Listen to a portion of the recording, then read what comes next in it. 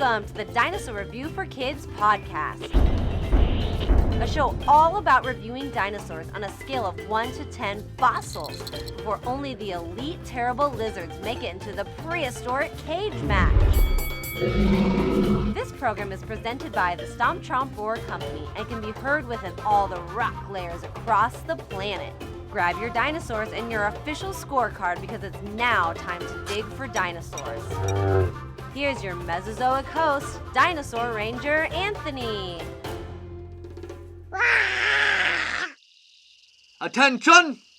Dinosaur fans, this is Ranger Anthony and thank you for reporting for duty. The heavy machinery will be here in just a moment and the prehistoric tanks are making their way into the Dinosaur Review for Kids podcast. 1, 2, 3, 4. Do you know Ankylosaur? 5, 6, 7, 8. It's a club dinosaur. Do you know which dinosaur I'm talking about? It's the dinosaur tank. It's the mighty club-tailed dinosaur. This episode is going to be dynamite. Grab your scorecard, grab your army boots, and head to the barracks because it's the Dinosaur Review for Kids podcast. Now let's jump into a little bit of dinopreneur news real quick before we jump into our review. Do you want Dinosaur Ranger Anthony to speak in your classroom or at your school? Then share my website, stompchomproar.com, with your school and bring a virtual lesson straight into your classroom anywhere in the world, anywhere in the globe, all over. We are here to do prehistoric education and entertainment for all kinds of venues, including elementary school classrooms, daycares, preschools, just about anything. Just search StompChompRoar.com. Now, a little bit of Patreon news, you guys. We are here. It is March 2nd. So we've got a new Patreon club calendar for the month of March. Now, Sunday, March 6th, this Sunday, is our Donuts and Dinosaurs round table discussion. This week, we'll be talking about Jurassic World Dominion and maybe some of the storylines that could happen during the 6th move of the Jurassic Park franchise. Then, Sunday, March 13th, is our first Zoom lesson of the month. That will either be about the Titanoboa or the Therizinosaurus. My junior dinosaur rangers are voting right now to see which species we will review. We'll talk about on that first Zoom lesson, and that one is on Sunday, March 13th. Then on Sunday, March 20th, will be our second Zoom lesson, and that one will be all about dinosaurs from Ireland, because it will just be a few days past St. Paddy's Day. Now, each of our lessons are at 1 p.m. Central Standard Time. That's 2 p.m. on the East Coast and 11 a.m. out there on the West Coast. So I hope you guys go ahead and check out my Patreon club. Just search Stomp Chomp Roar on Patreon or search patreon.com/Stomp Chomp Roar and you can too become a junior dinosaur ranger. Now, a couple of quick shout outs, you guys. Regency Fun Fair. We did a public event there. That's a mall here in Omaha, Nebraska. We had a great turnout, even though we had ice age-like temperatures. It was starting to snow a little bit of flurries. We still had a lot of kids and families come out to check me out, to see our show, and we had tons of fun doing that. You guys, a couple quick shout-outs for this weekend. We're going to go do 2 birthday parties, so a happy birthday to Keenan and a happy birthday to Will. I can't wait to celebrate with all your friends and family this weekend at both of your birthday parties. Now, we have tons of events coming up in the month of March. I think we're already up to 17 events for the month of March, so we're going to be super busy, and wish me luck because we're going to need a 4-leaf clover because we'll have St. Paddy's Day this month as well. So thank you guys for listening to all of our dinopreneur news. Now go ahead, grab your scorecards, and it is time to review the clubbed dinosaur. So I'm going to go ahead and grab my scorecard, and you can print one off too for free. All you got to go is my website, stompchomproar.com. You'll click on the Science Lab tab, and and you'll see the post about the Dinosaur Review for Kids. And you can print off that scorecard for free so that you can review your own dinosaur, or again, follow along with me, Dinosaur Ranger Anthony. So let's go ahead and we'll pull over our dual view for our YouTube watchers. Now we got our Ankylosaurus right here on our Dinosaur Review for Kids scorecard. The Ankylosaurus means fused lizard, and it's like a dinosaur tank. It is the military machine of the dinosaur order of all of the dinosaur families. The Ankylosaurus means fused lizard. Now, what kind of order is this dinosaur? Now, our Ankylosaurus is an ornithischian dinosaur, which means it's bird-hipped, and then it falls into the Thyreophora family, the suborder. And those are the armored quadrupedal herbivores. So they got armor, they walk on two legs, that's quadrupedal, walk on two legs, and they're herbivores, which means they eat plants, and then they fall into the Ankylosaurids subfamily. That's the family they live in. The Ankylosaurus is the main one, kind of represents the entire family as a whole. Now, how big was the Ankylosaurus? What was its length, its height, its weight? Well, the Ankylosaurus is coming in at about 25 to 35 feet in length and up to 4 feet high. And then it's up to 6 feet wide because it's just massive, this massive tank of a dinosaur.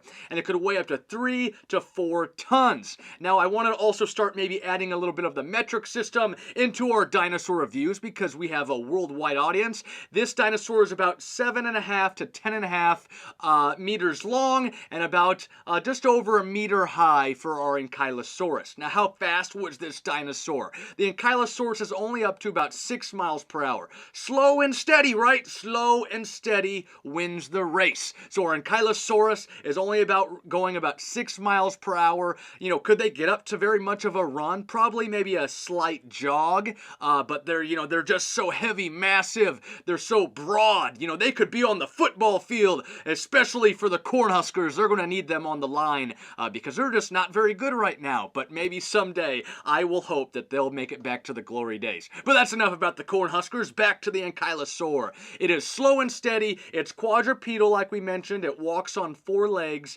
and they can tell its speed by looking at its trackways. And I'll talk about some more Ankylosaurus tracks here in just a moment. Now, what weapons or defense did this dinosaur have? Do I even need to talk about the defense of the Ankylosaurus? Because just looking at it, you know this creature, this dinosaur, has some of the the greatest defensive weapons of any of the herbivore dinosaurs we see during the Mesozoic era. Let's start off with those oval plates, or some people like to call them osteoderms, or even call them scutes. Those go all the way down their back, you guys. They're just amazing. Those osteoderms kind of coming out, kind of like we see on crocodilians or alligators today. They have all those osteoderms coming up. They're fused into their leathery-like skin that the Ankylosaurus has all throughout its body. Those osteoderms, those scutes, make their way all the way across their back and across their bodies. So that's going to protect them from any kind of bite coming from above. Now they have 2 rows of spikes, a row of spike on each side of their body. That's helping protect them from the sides. So they're protected from the top. They got all those osteoderms. They've got the spikes on the sides. That's protecting them from side impacts. Then they have a short neck, so they don't have very much there to bite. And even if you could bite at their necks, they have long neck horns that come from the back of their heads to help protect them from their neck. They've got a small, kind of wide head, and then they even have eye plates. Plates protecting their eyes around their eyebrows. They have smaller brains than most of our other dinosaur species, but that doesn't matter. Look at the weapons. We've got the eye plates, the osteoderms going all across their top of their body, those horns coming off the back of the head protecting the neck, the spikes, the horns going along the side of the body protecting from any kind of side impact. There is just Too much defense for this one. He didn't share it. The Ankylosaurus didn't share it with any of the other herbivores. It kept all the defenses for themselves. And we haven't even started to talk about the club on its tail, you guys. They've got that club-like tail up to 30 inches wide, fused together. It is just a massive weapon that they could have possibly used in combat to protect itself from carnivore-like dinosaurs. Now, a quick little bit about the club. If I was a baseball player and I swung a baseball bat, well, I can't use myself because I'm not a professional. If you had a professional baseball player, say from the Yankees or the Dodgers, and they swung the baseball bat, they can get it to be about 13 newtons per second in velocity moving that bat across the air. Now, the club of our Ankylosaurus, they're looking at 4,800 newtons per second. Baseball bat, 13 newtons. Club of an Ankylosaurus, 4,800 newtons per second. That is just bone-crushing protection for our Ankylosaurus. Now, they have those 4 short legs, and the rear legs are longer than the front legs like we see on most dinosaurs. So they could have, the only way you could have taken out the Ankylosaurus would be to flip it on its back so that you could get to its belly underneath. And I bet that was maybe still a little leathery-like skin, but maybe a carnivore would have been able to bite through that, kind of like a Tyrannosaurus Rex would have been too. Now, their heads, I mentioned they have a wide, they got a kind of a thick, broad head, a wide jaw, that beak on them, and then they've kind of got small, weird, odd-shaped, I kind of compare it maybe to a leaf, shaped teeth. So very odd, and they would have been eating the low-lying vegetation all around them. Maybe some fern plants, some mosses that they can get from the bottom of the Cretaceous period. So that is a little bit about the defenses of the Ankylosaurus. They just got so much. What could take it out? What could what could get to it to flip it over? There's just those spikes on the sides. How could you get it turned over onto its back so that you could get to that belly region? Now, where did the Ankylosaurus live, and how long did this dinosaur species live during the Mesozoic era? So the Ankylosaurus is around during the time of extinction, 70 to 65 million years ago, during the late Cretaceous period. And there's even theories out there that the Ankylosaurus might have been one of the last dinosaurs to be able to survive after the domino effect of the asteroid strike that hit the Earth. Now, the Ankylosaurus is found in northwest North America, and we also find tracks down in South America. And those tracks can give us proof of maybe how fast the dinosaur is walking around. It's 6 miles per hour. They can analyze the trackways and the distance between the footprints to kind of see the distance and the speed that an animal might be traveling. Now, this was found in 1906, and it was named in 1908 by no one other than Barnum Brown, who also named the Tyrannosaurus Rex the Tyrant Lizard King. These two creatures could have been fighting, the T-Rex versus the Ankylosaurus. Could the T-Rex have made its way and been able to flip our Ankylosaurus on its back? Did it ever get hit with that club-like tail on the ankles? That would really hurt, right? If it hit on the legs of the T-Rex with that club-like tail.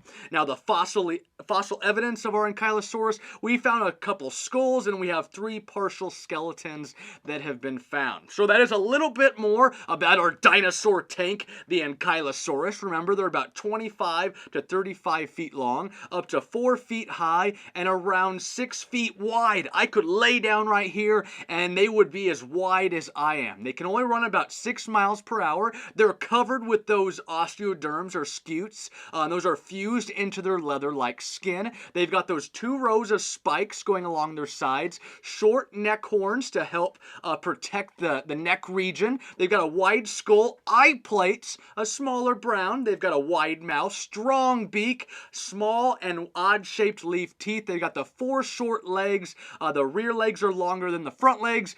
You would have literally had to flip the Ankylosaurus over to be able to devour it for lunch. And they got that club-like tail that you're going to have to get past because it is up to 30 inches long. It's fused together, and it could move at 4,800 newtons per second. It is just bone crushing, and it lived during the late Cretaceous period. So that's a quick recap of our Ankylosaurus. Now, how do we fit the Ankylosaurus onto our official results of the Dinosaur Review for Kids podcast? You guys, this is just getting harder and harder as I'm getting more dinosaur species onto the official results. When I pick my next dinosaur species, and I kind of have an idea in my head already of where I'm going to lay them in at, and then when I see some of the other dinosaurs that I've already reviewed, I think about if they were to fight in battle. I can't put Ankylosaurus below that dinosaur, so I lift it up a little bit more. And then I lifted up some more. And then I needed help, you guys. I had to call in. I had to text in a general, you guys. I just need a little bit extra help today. So this morning, I texted my buddy Dinosaur George for a little bit of advice.